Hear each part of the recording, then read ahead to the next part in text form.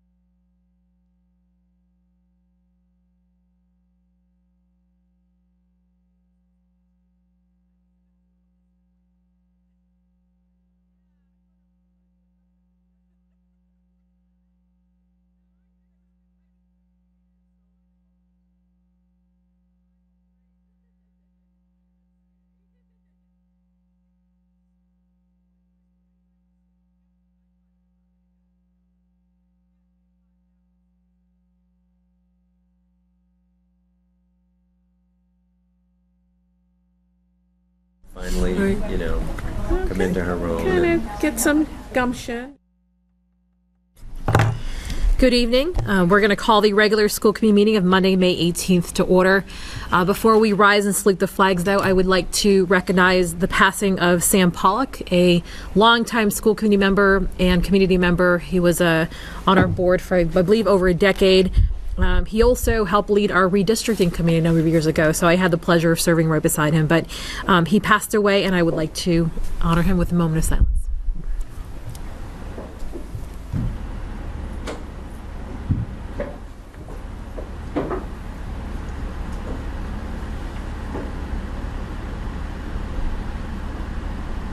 Our condolences go out to the family of Sam Pollock. I'd like to ask you to please rise and salute the flag. I pledge of allegiance to the flag, United States of America, and to the republic for which it stands, one nation, under God, indivisible, with liberty and justice for all. Moving on to the school committee member and student reports, starting with the school committee chair report. A budget of $108 million was submitted to the city council for consideration last Friday. The budget is over 200 pages, so we're actually still printing hard copies, but you will each receive one of those. And I know the budget hearings have been modified quite a number of times, so I don't believe the school budget date has been changed. Same day. Great. Okay. Moving on to the resource committee. Nothing at this time. Policy. I know Marisa isn't here. Anybody else from the policy committee? Is there a meeting scheduled? There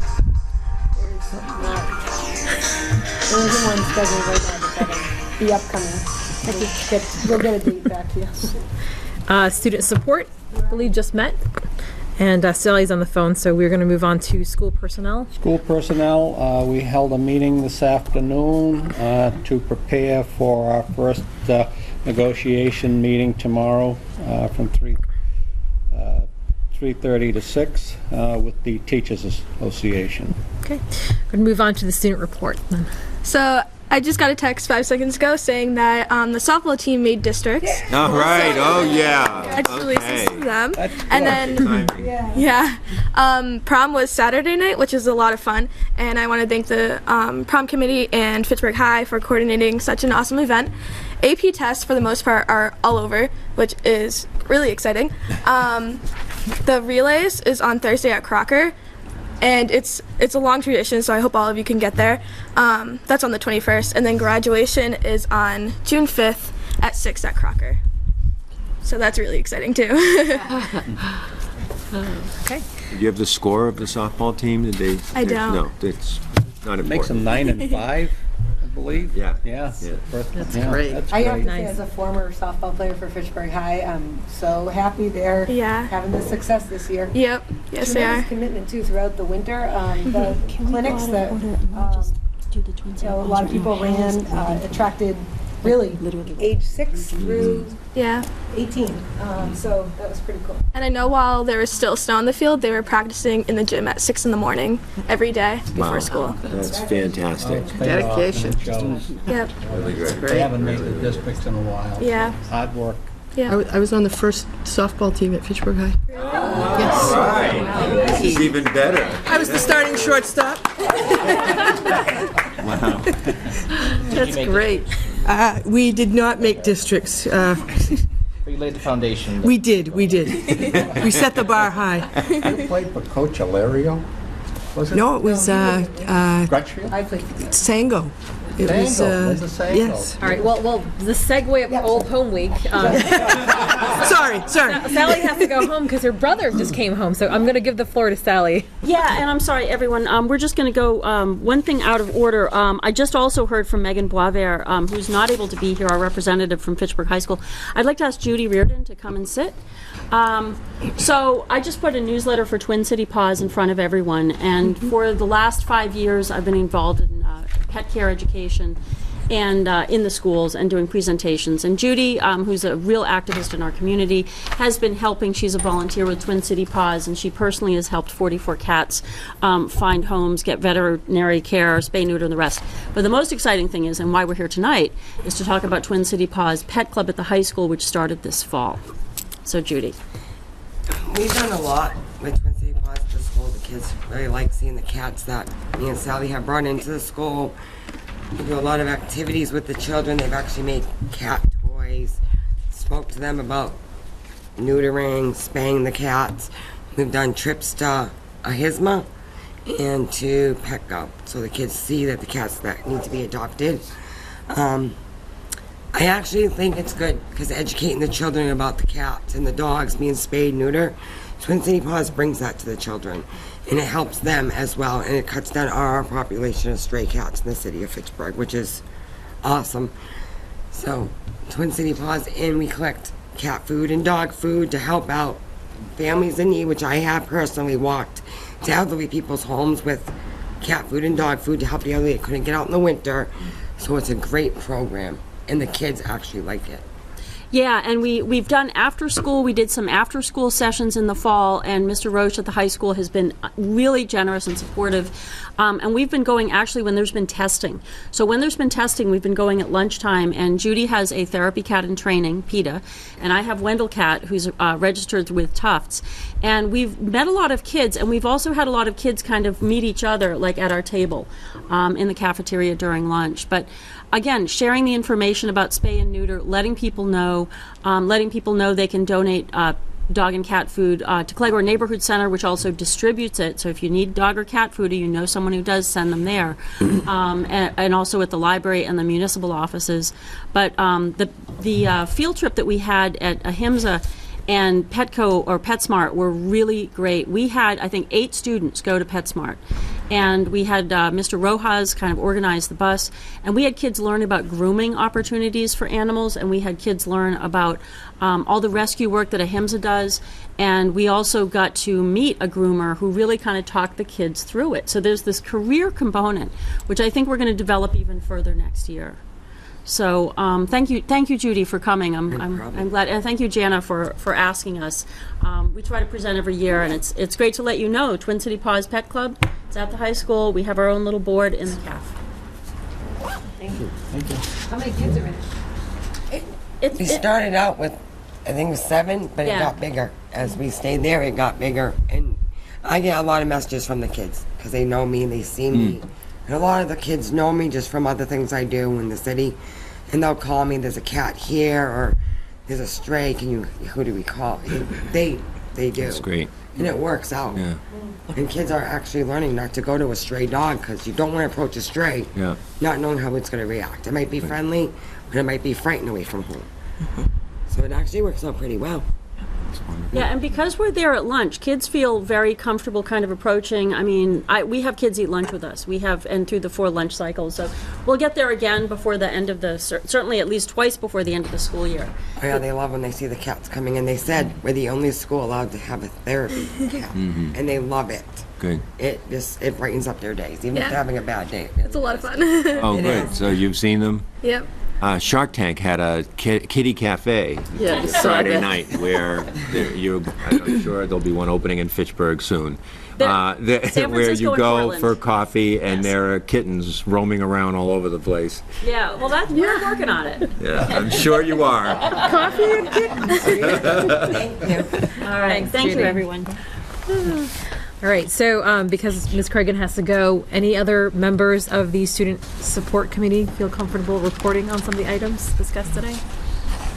We had a fantastic meeting where Rand Nash updated us on special education staffing data, and we were able to really see the tremendous amount of services that are delivered to special education students, and just what a puzzle it really is to really kind of work that throughout the whole year and keep great data on that and make sure that services are being met. So, and that was a big part of the meeting. And we did also get an update about arts programs and plans moving forward to really be able to allow all the different specialists some either time to meet or a coordinator to really help make sure that they can direct that program and move it forward, because we have such a tremendous arts program in all the schools that we don't have the director anymore, so now looking at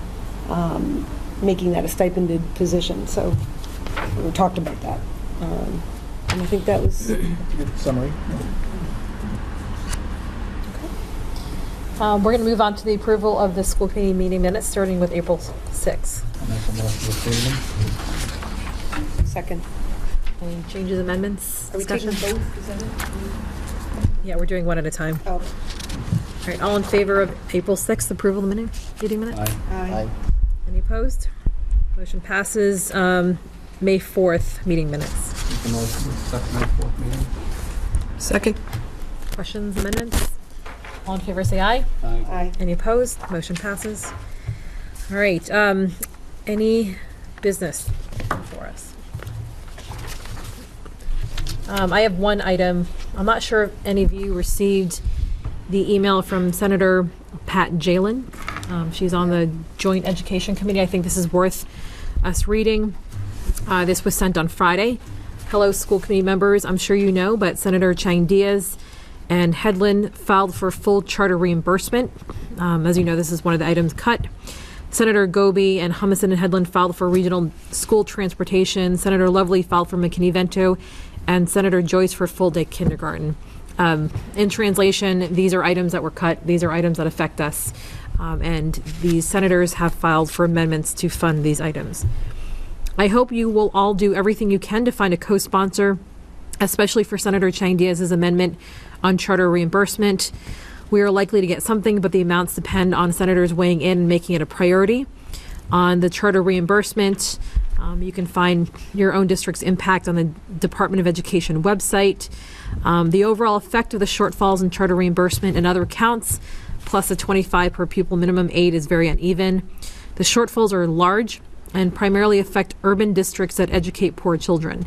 These districts are already unable to provide as many teachers for regular education classrooms as more affluent districts, or as many as provided for in the foundation budget. This is the third year of significant underfunding for the charter reimbursement account, and this year the proposed funding only covers 57.6% of the obligation. Mass Municipal Association testified that the shortfall in H1 in McKinney is $11.5 million. Charter school reimbursement is $53.5 million. While McKinney is a federal mandate, the charter school account is a state obligation. We continue to hold districts accountable for student achievement. We should also hold ourselves accountable for promises made.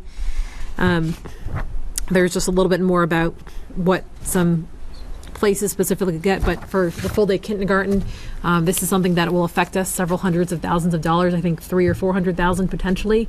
The funding was over $18 million. It's been cut to a total of $1 million. So that's pretty significant to have a total statewide funding for kindergarten at $1 million when Fitchburg's typical grant is around $300,000 to $400,000. So this is certainly huge, and this is something we believe in. But we also know that for some reason, not everyone believes in full day kindergarten. So these are things that we actually have to speak up for. So if you haven't gotten this, we're going to make sure that you get in a list. For example, Beth, you might not be on our list as a new school committee member, so we'll make sure that these get to you. Could I just say, I mean, we're committed to full-day kindergarten as people are watching. It's just that that would mean cuts elsewhere. So, I mean, that's just something we can't afford. And this time of state budget deliberations, I think a lot of items we care about get cut, sometimes without us even knowing about it. So this is a way to bring attention to the specific cuts that affect Fitchburg, and that we should really call our reps and senators and make sure that they know that things like full day kindergarten, charter school reimbursement, McKinney-Vento, these are all things that impact our children. I think, you know, when they go out to charter school proponents and they talk about how we get reimbursed for every student that goes to a charter school, that's not entirely correct, and it shows that the reimbursement right now is only 57%. So they're not even giving us what they say they're going to give us. For Fitchburg, it's about $11,200 for a charter school, but a school choice is only about $5,600. So it is a lot about the money. It does hurt us. Okay, in terms of communications, there is a anti-bullying event on June 6th, but I'm actually going to ask Judy to come back up and speak a little bit about that event. Judy, it's good to see you again. Hi, nice to see you again. I do a lot with children. Tiara Rose went to Goodrich. Love the alternative school. Gives our child that just needs to go. She was bullied, so I'm doing an anti-bullying event June 6th. I can't speak on how she passed away because it's other things. And so far, it's going to be $5 for the pasta dinner, $2 for seniors, $2 for veterans. It's going to be at the senior center. And we're trying to do it where it's just not always, it's not just about the bullying. The Riverfront Children's Theater are going to do a skit that day. I got some students that went to high school that are going to speak, not just from Fitchburg. I don't want people to think it's just Fitchburg. It's all other schools have the same issue as Fitchburg does with bullying. So I got kids from Lunenburg, Leominster, Monty Tech, Westminster. They're going to speak on their experience of being bullied and how they took things they shouldn't have taken to try to end their lives, but how they're different now. Because I don't want people just to focus all, it's Fitchburg bullying, but it's not. It's all over. It happens everywhere. So we're doing the anti-bullying event. We actually got some tickets that we're going to raffle off. We got bikes, big bikes, Red Sox tickets. It's going to be a big benefit. There's going to be raffles. There's going to be food. It's going to be fun, but still, we got to raise money for the Tiara's headstone. I think you know Tiara. For her headstone. But actually, there's another little boy in Fitchburg that has gone unnoticed for 6 years. Nobody really knew his mother stayed quiet. Jacob Duwato. He went to school with my son, grew up with my son. He was autistic. His mother has no money. Not even for his grave. To pay it off. It's been 6 years. No money for his headstone. So the big secret we have is, once we reach our goal for Tiara's headstone, that night, her mother will call up Jacob's mom. So that money will go to helping another family in the city of Fitchburg for their child's loss. And then extra money on June 4th, at Goodrich graduation, there's been money that's been raised also will go to help the child further to go to college, be donated on June 4th. So we want to keep that going as well. So Judy, if people cannot go to the June 6th event, is there a place for them to donate? Yes, Leominster Monument in Lunenburg. You can donate right to them. Leominster Monument. The headstone's there, and I already picked out a headstone for Jacob. So any extra money will help another family in the city of Fitchburg. Okay. So and again, June 6th at what time? At 4 to 7 at the Senior Center. Senior Center. Great. It'll be fun. So hope to see everybody there. I was trying to do where I had all the Fitchburg kids wear funky and blue for one day and pay $1 so we can help out, but it's cutting it close. So, and graduation's coming. Thank you. Thanks very much. Not a problem. Thank you. Any other communication? Okay. We're going to move on to our public comment period. Is there anybody in the audience wishing to speak on any of our agenda items? Seeing none, we're going to move on to the superintendent report. Okay. It seems a little warm, but it got cooler today, so Iditarod may make a little bit more sense. But this winter, I was here at Memorial doing classroom observations and had an opportunity to go into Miss Callahan's classroom, and it was really towards the end of the Iditarod, and everyone was waiting to see how we had done because the classroom had been following the Iditarod the whole time with Skyping and everything else, and I thought, wow, this is really cool. The kids were so psyched about it. And even though it's a risk to bring back the idea of even thinking about snow, although there was no snow for most of the Iditarod, I thought it would be really interesting for you to hear about what's been going on with that program and hear from the teacher and the student involved and anyone else. So come on up and talk about the Iditarod.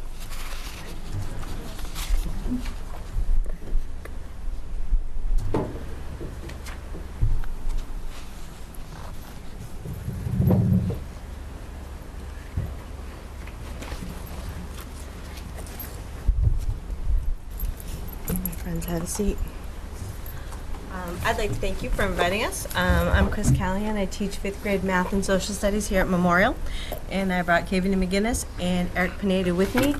Kayla was going to come with us, but unfortunately had a different obligation.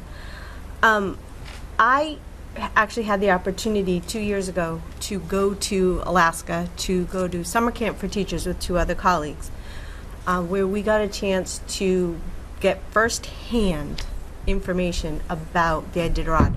We met mushers, we were at a farm, a kennel. It was very hands-on. And I will say one of the best pieces of information was meeting Dick Mackey, who lives in Alaska, veteran Iditarod, and he lived and worked in Fitchburg. Really? Yes. Wow. Funny. It was, because he kept asking, we're like, oh, where are you from? Massachusetts. And he kept probing more, and we're thinking, no one else has asked any more questions. And so we finally gave in and said Fitchburg, and he told us he lived there. And he worked at the Western Union before moving to Alaska, which is a nice little connection for the kids. It helps. It helps. I'm going to stop there and let the kids share their perspective, and then I will fill in any blanks that they may have. All right, Ms. Caveney, the floor is yours. Let me give you a start. We have props. This is a better one. You want to talk about our glyphs? All right. We made the Just glyphs. speak up as loud as you can, just so that the mics pick you up. We made the glyphs with like information about ourselves and our mushers, like where they lived, and what their name was. Girl or boy, rookie or veteran, And where do we put them? and we put them in the hallway for everyone to see. It was a nice data wall for the kids to be able to see. They were organized by region, so Alaska, the lower 48, and other foreign countries, so you could see where the bulk of the mushers were from. Did you find the musher? Yes, I followed Martin Boozer. He came, I think, 21st place. I think so. 20th. Somewhere Yeah. about there. Yep. Martin Luther, is that what? Martin Boozer. Oh, okay. Yeah. I was gonna say,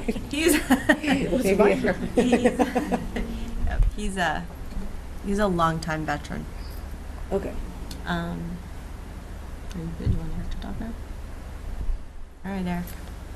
My musher, Nathan Schroeder, he came between 20 and 30th place.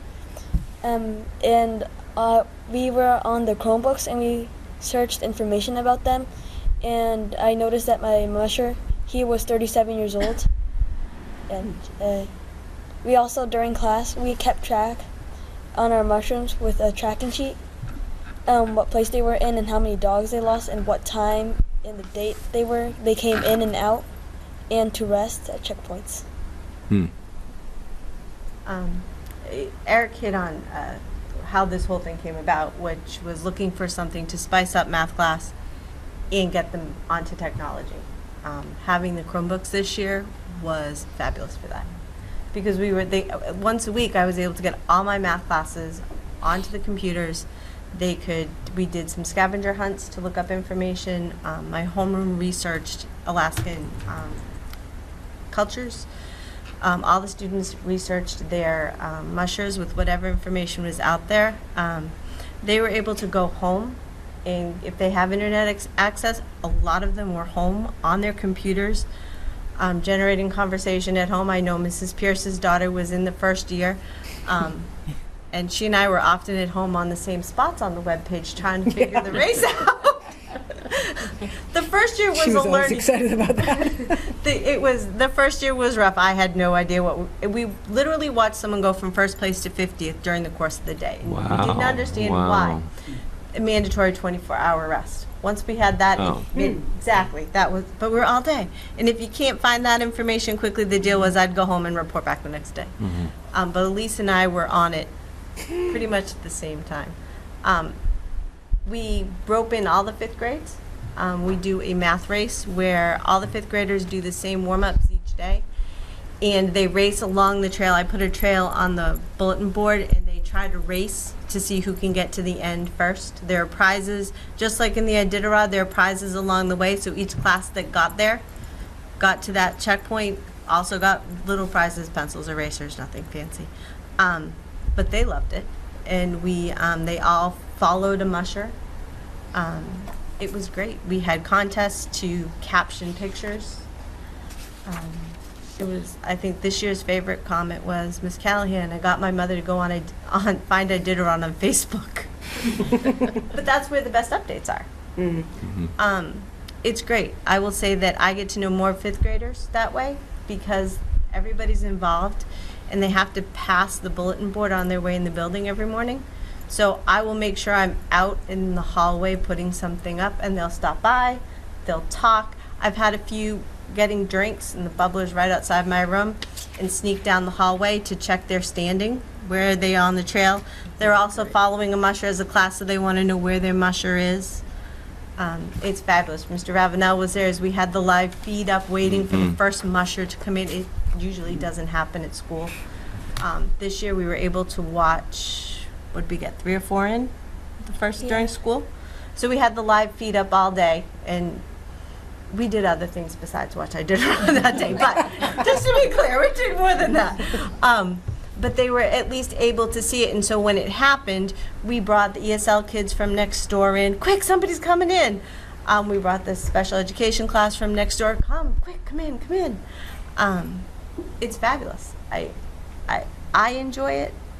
My kids seem to enjoy it. I will say it's one of the most valuable professional developments I have been to that was not content specific. Because it wasn't math, it was social studies, science, math, English. It covers it all. I wish I could find a way to cover more of it. I mean, my homeroom gets extra because I give them some of it during social studies. But I will say it's definitely one of my most valuable professional developments that wasn't related to the content necessarily. So do either of you want to race in the Iditarod? I would. At least go to Alaska like Miss Callahan? You only have to go to West Boylston.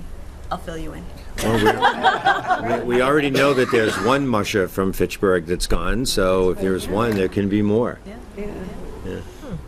Yeah, we just found out that I had a parent from last year tell me that because of the Iditarod, she took her family on a dog sled ride in West Boylston.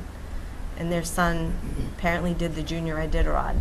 Wow. So needless to say, this summer I'll be visiting to see if I can get them to come and talk and show the sled, show the dog, just so they can get a better idea. Unfortunately, we won't have any snow next winter, so, at least that's our prediction. But I can attest that there's a lot more going on in that classroom than Iditarod. Oh, yeah.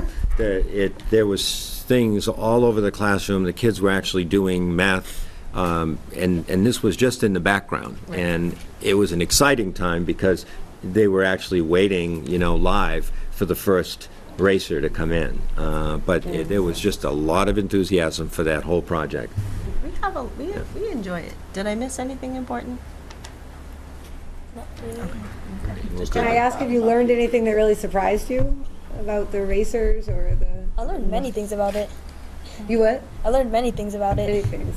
Because most people don't know much about it, the Iditarod, right? I never even knew what the Iditarod was. Yeah. What was the most surprising thing you learned about it? They had to run about 1,000 miles. So that's 1,000 miles. Well, thank you very much. You won't have 1,000 miles to get home, but it's getting later. No. So thank you to you, and then definitely the teacher and parents that are here. Thanks for coming and supporting this program. Thank you very much. And if one of your children ends up in the Iditarod, don't blame us. I'll take. You can take full blame. All right, thank you. All right, thank you very much. Thank you. Great. Miss Callahan sent postcards to every one of her students, too, from Alaska. So Oh, yeah, I remember that, yeah. There's all the information is up on my class website. There's pictures. There's all sorts of fun stuff. So next, it's the second time forward on the field trips. If you remember, 2 weeks ago, we had 2 field trips here, the HOSA field trip and the Washington field trip. So I don't know if you have any questions. Jen Fisher was not able to stay, but Mr. Stevens said he would answer any questions about the Washington field trip, and then there are people here for the HOSA trip, if you have any questions. Well, now that the president has a Twitter feed, maybe the DC trip should have a Twitter feed. Hey, that's a good idea. Yeah. Any questions? No? Okay, I think you're good to go, and then we'll just take the vote later on. Yeah. Maybe come back and tell us how it was. Yeah. Thank you. Next is just an update on the FY16 budget. I sent out an electronic memo this week and really highlighted only one component that was budget related. So I don't have the PowerPoint again because it would be the identical PowerPoint and the identical things that you saw at the last meeting. The only change is on a page that's now the staffing, that's referred to as staffing changes, page 2.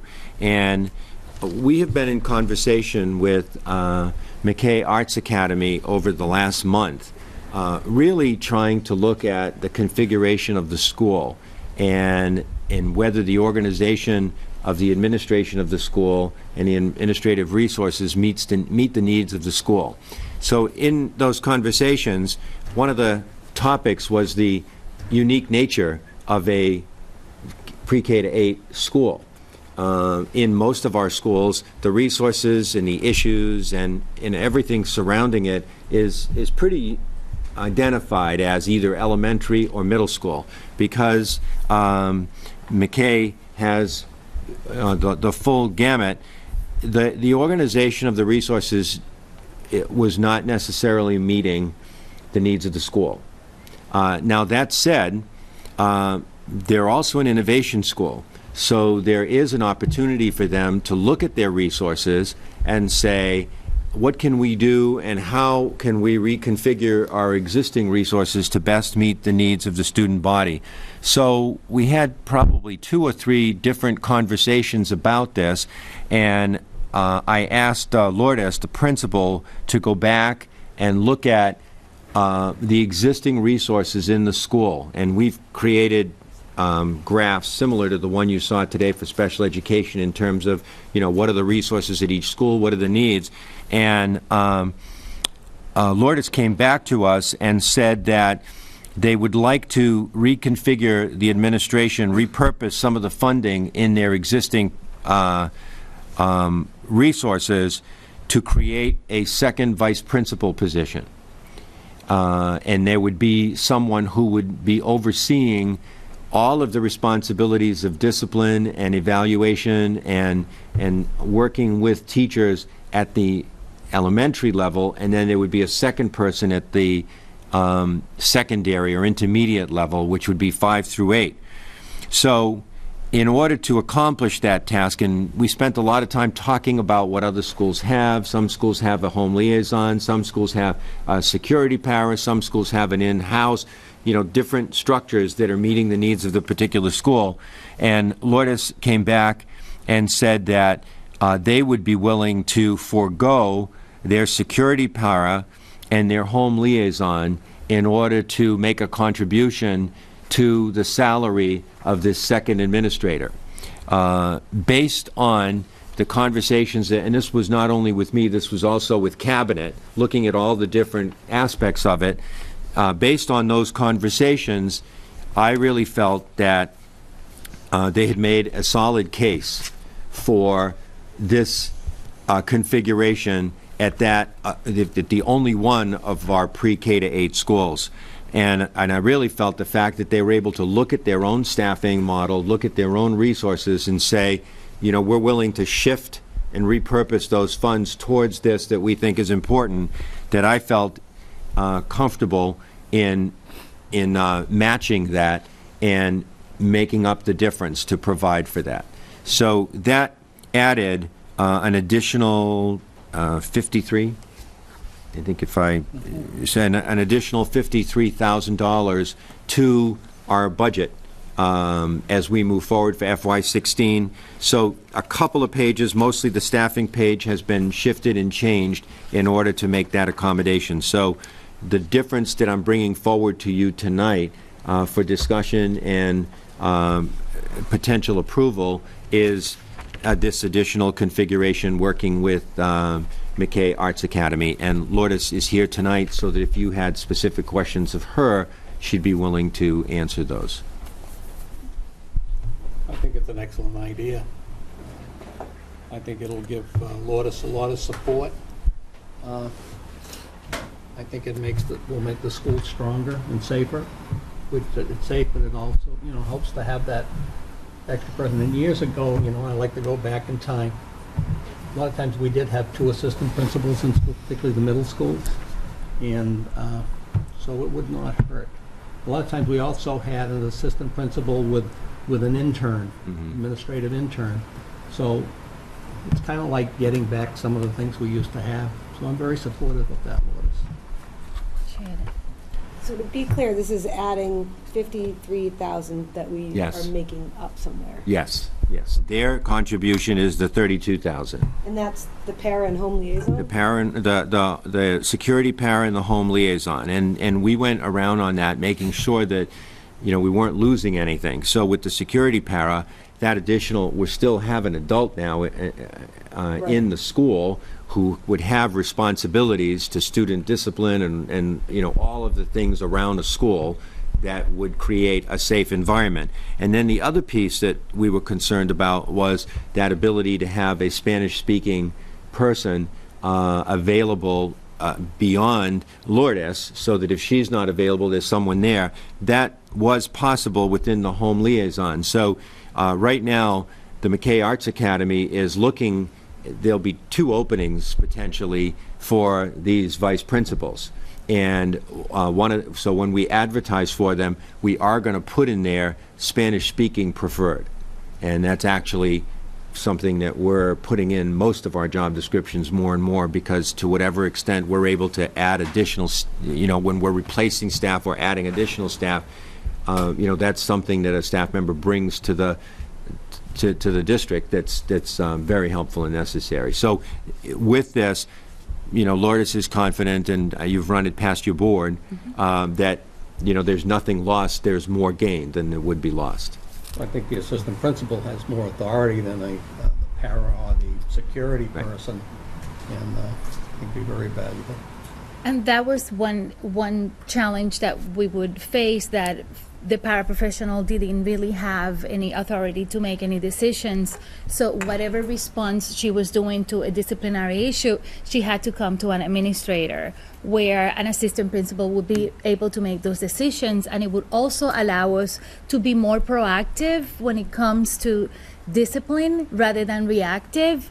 So, so we're excited about this possibility. And it's really evident when you're in a building like that, if you spend a day doing classroom observations or whatever, the focus, the work, the strategies that you need in learning to work with a kindergartner, a first grader, a second grader are very different than what you'd need to work with an 8th grader. And it really makes the needs very unique. I also, it should free you up a bit, Lourdes, to be more global in the whole building.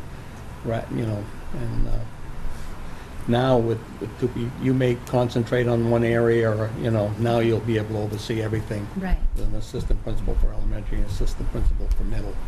So I think that'll help you tremendously. Yeah, definitely. And something to be said about someone dedicated to one level, so they can get to know students and develop relationships with them, and before having to intervene with a disciplinary issue, there's a relationship, and we know that it's important to all children, but especially for students in our programs, in the guided learning program, for example, for someone to respond when a child is struggling, and for that child to know the staff member, will certainly make it a huge difference.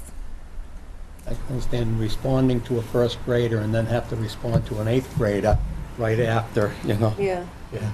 It just, it requires a switch in the mindset. You know, sometimes you're having a cup of coffee in the teacher's room and somebody says you got to go discipline somebody that, you know. I think it's a great idea, but where are we getting the 53,000? What's? Do you want to talk about that? Yeah, we're, I guess, going to reduce the substitute line item, 3,000. Assess where we're at, I guess, next year in the budget cycle, you know, during the year. Well, on that, I mean, have we, from what I remember hearing, we always had difficulty kind of making sure we had enough substitutes, right? Is that something that's not happening? Is that, do we worry about how much money's in that substitute? Well, it's a line that we always look at every year, and typically we do reach that limit and go past it. Yeah. But I guess as we look at net school spending, perhaps next year, if there's an additional appropriation, we would reimburse that line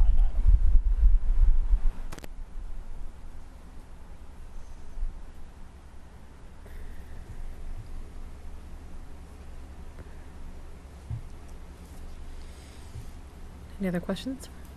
Is this Mortis? something you're going to bring back to approve? Well, it's going to come to you in the next budget now is going to be the detailed munis budget. So it will have all of that. So just like the reason I brought it back is that, you know, I had brought to you a certain scenario of positions. Right. This is different.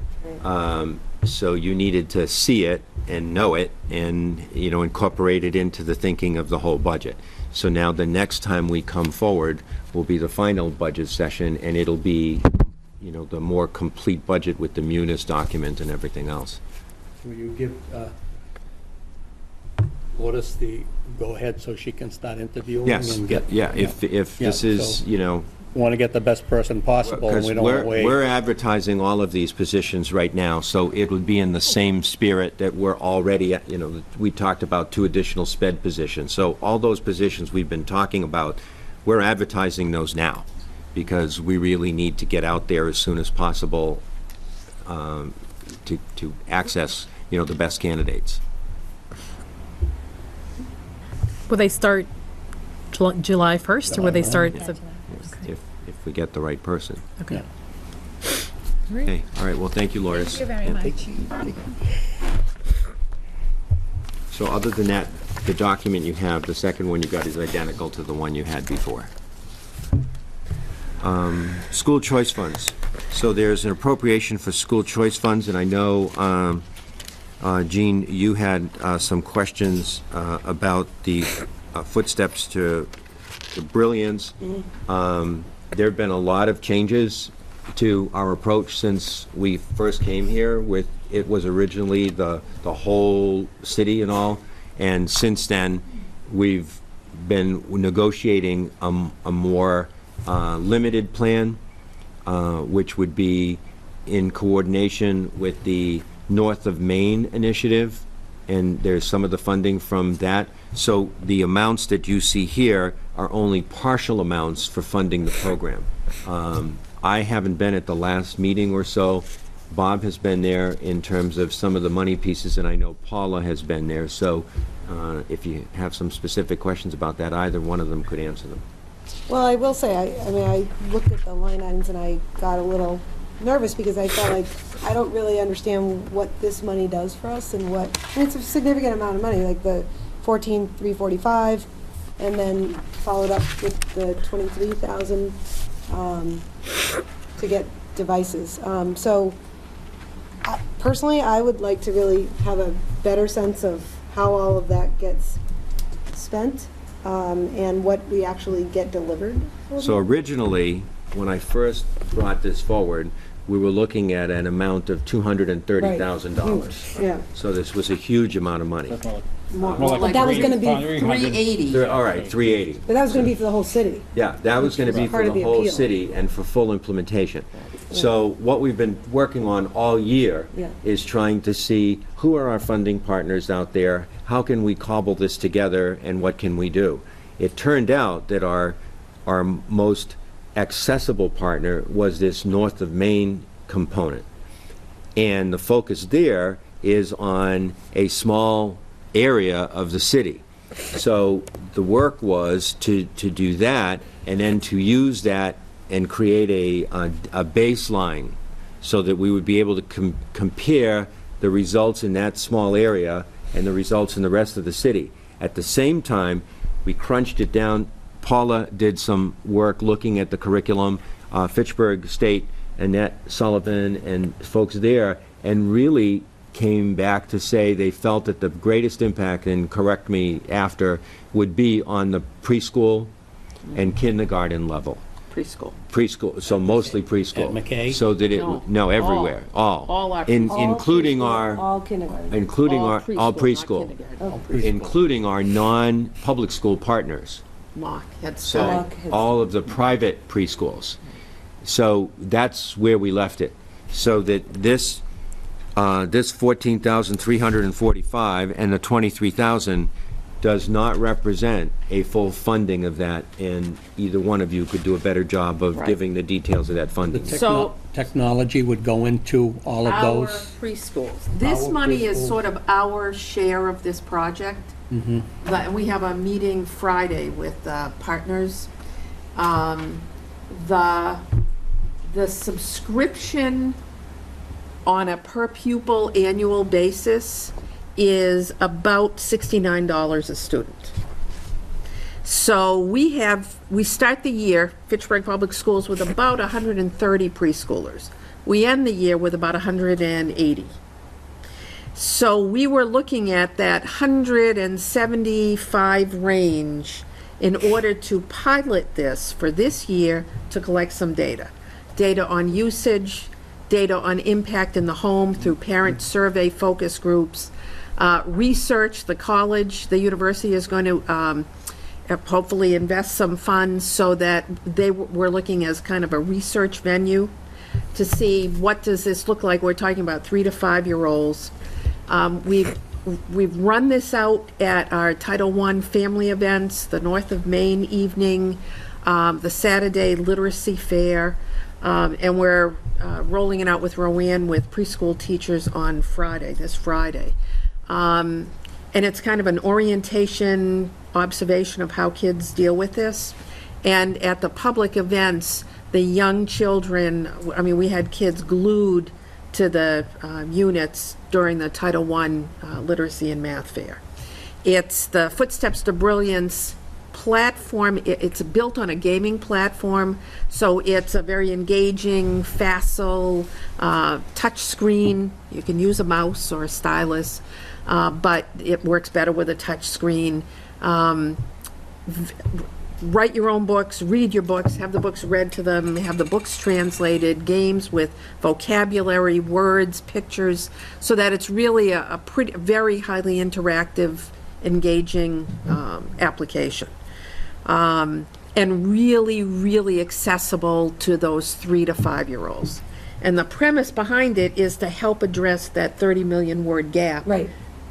So when kids come to kindergarten, they're better prepared for the academic load. I like, obviously, we've been talking about it for a long time. But, so this first figure gets those subscriptions. Contributes to the subscriptions, and that's correct. Every parent they're going to have it through all their devices. Any device. Any device. Yeah. Part of our meeting Friday is to roll out the calendar, because there's a professional development opportunity for teachers. There are family orientations and training. And then the mock, because Tricia Pistone is working with us from the mock end, and their mission is to do an analogous series of trainings, rollouts, parent orientations with the Head Start, I think primarily the Head Start students. Effective starting September. Okay. We're looking at using one of our PD days at the beginning of the year to train our preschool teachers. That would be the ideal if the stars align with the calendar. Okay. Part of our concern, and Bob and I have gone back and forth with the financing, part of our concern is that we'd like a little more data about use, kind of the exposure and feedback before we make this massive investment. So we figured this year we'd look for, I think, data we talked about 90 days, 180 days, and then a third data point in the March-April range to make a recommendation for next year and financing. Okay, so this is really financing like a case study. Correct. Yes, it's a pilot. A pilot. Yeah. We have to work out, for example, in the ideal scenario, which we have from the developers, the use of this is about 60 minutes a week. Well, if you're running a 5-day-a-week preschool program, that's 15 to 20 minutes a day. Our preschools for most of our kids are 2 days a week. So what would the data hold true? Right. Would we have to do more work with parents so that they're using it at home? What would that mean? Do we run parent academies? Could I ask, are the 2 days a week generally still kids with that big gap, with the big word gap? Okay. The 30 million word gap, it's a Hart and Risley study, and there's some updates since they did their seminal work in 1995, and it's families from lower socioeconomic backgrounds have much different repertoire of language use, and language exposure for their kids. And this particular, and I don't mean to be a salesperson, but this particular application has very high intensity, pretty highfalutin vocabulary development. But then it supports the vocabulary development because you can use those words and write your own book. Right. There are games that look, I'm dating myself, like a concentration game where you press on the card and it flips over and you match, or you press on the card and it says the word horse and displays the word horse. So it's really, really intensive vocabulary development, but in a game-like atmosphere. So the subscription is one cost, and then the devices is the second. And what we've calculated, and Eileen Spinney is actually doing some research, and I believe has ordered one prototype, and we're going to run it through its paces with the preschool teachers on Friday. It's a much less expensive version, smaller screen size, so 4-year-old hands can hold it, of it's not an iPad, but it's that kind, it's a tablet, but it comes with a reinforced, I'm not sure what the right word, but the whole case is reinforced. It's much less expensive, and it's much more durable. And we believe it will have all the specifications to run this platform, but at a cost of somewhere between $200 per unit versus $800 for the iPad. So this will fund every kid having that device that's preschool kid. We will have sufficient devices because they won't be in use all the time. Oh, right. So that Classrooms. a preschool teacher would have it for their morning and afternoon session for somewhere in the vicinity of 20 to 30 minutes. And then their partner, colleague, in a 2.5 to 3 hour preschool program they would share, because we also need storage cards, security, and we're looking for the full classroom exposure, a COW, the computer projector, so that if a teacher is demonstrating, there's an opportunity to work, probably not with the 3-year-olds, but certainly with the 5-year-olds, for a demonstration, whole class approach, and then students would use it individually. So the average preschool is somewhere around that 13.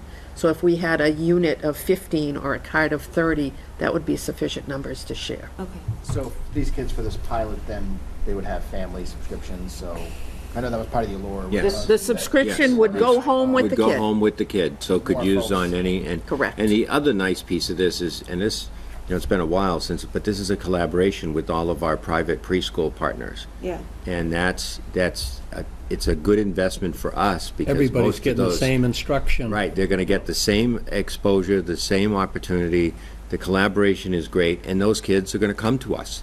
So they're gonna come to us The mock kids come to school in with an Fitchburg. investment that we've helped make for them before they even come in our doors.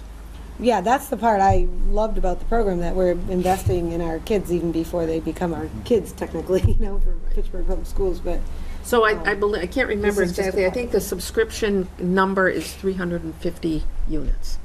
So it's like 175 for us, 175 for the community. Because Okay. that Okay. preschool flow into the public schools is dependent on when kids become 3 or when their needs are identified or when their parents, it's a more, it's not flexible, but it's a moving target. We don't start the year with Right. 175 Right. kids.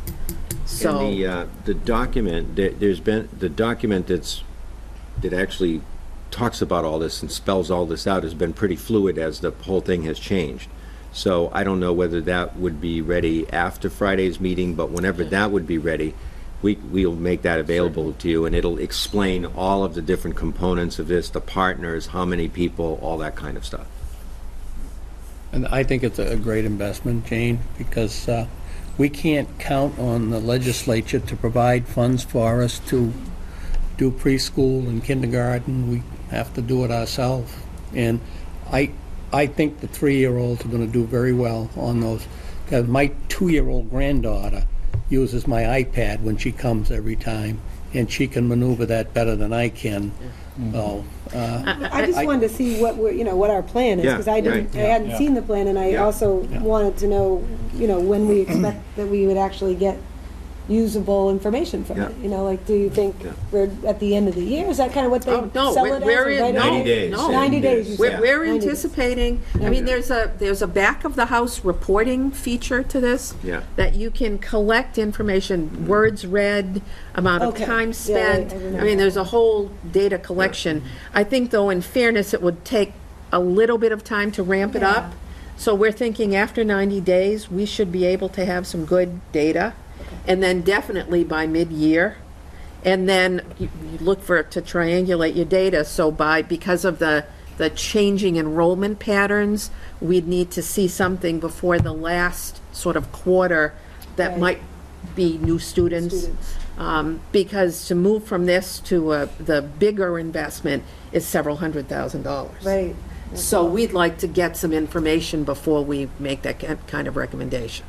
And I'm actually not I mean, I wanted the whole enchilada, if you remember. Yeah. And I'm not disappointed that this is where we ended up, because I really do think it would have been a challenge to roll something this large out to such a broad community, alone, without partners.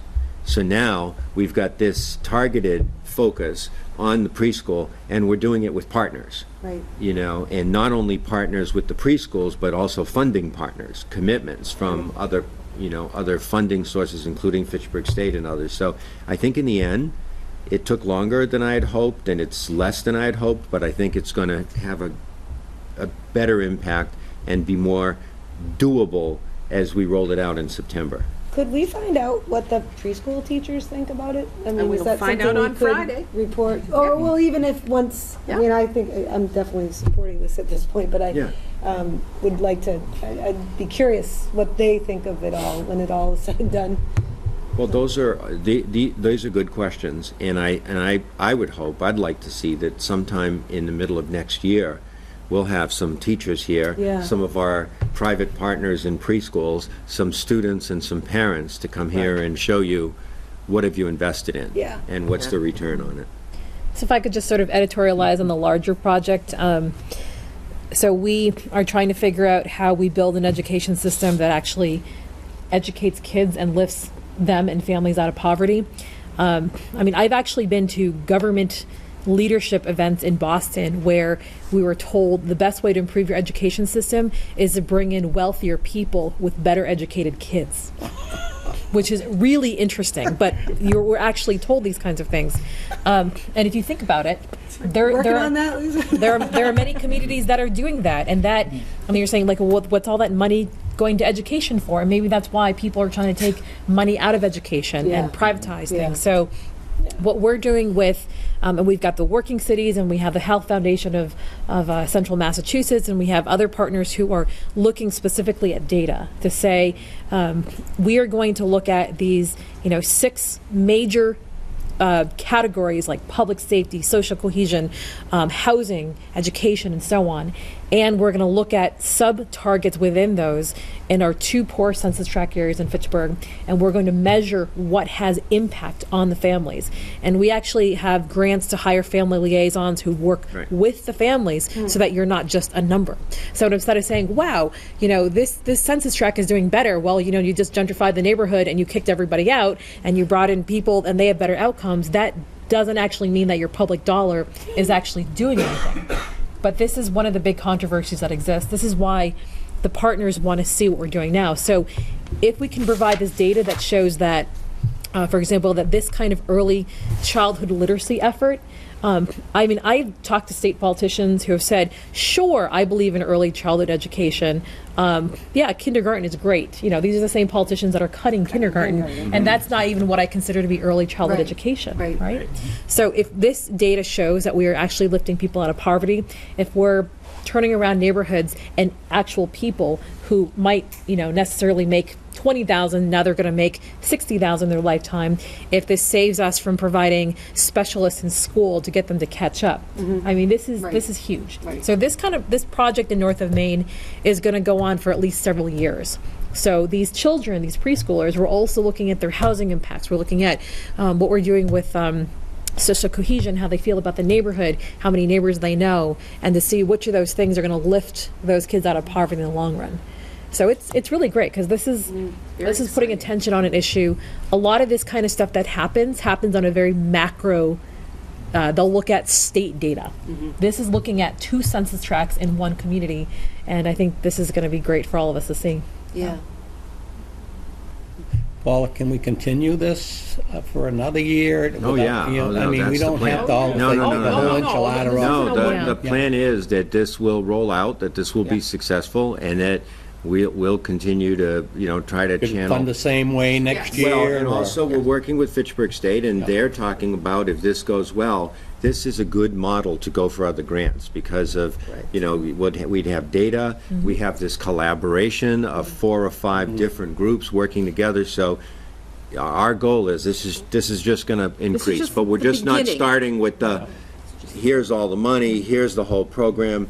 That probably was not the ideal way to start. And that's why we're looking at these factors together. Because if you say that, if you do these 60 things, they'll all help. Well, those 60 things means you're spending $200,000 per kid. That doesn't make any sense. What's the impact and what's the collective impact? So if you spend $69 here, you might be saving that $2,000 expense later on. So those are the kinds of things we're trying to figure out how to target. That's great. Thank you. All right, thank you. And then the last piece is there's a line item transfer from the high school and transferring funds from the high school library to MCAS tutors. You can see that MCAS remediation, this will be for MCAS remediation to nearly 50 students due to the loss of funding of the Mass Grant Code 632. So this is Jeremy and his staff looking at their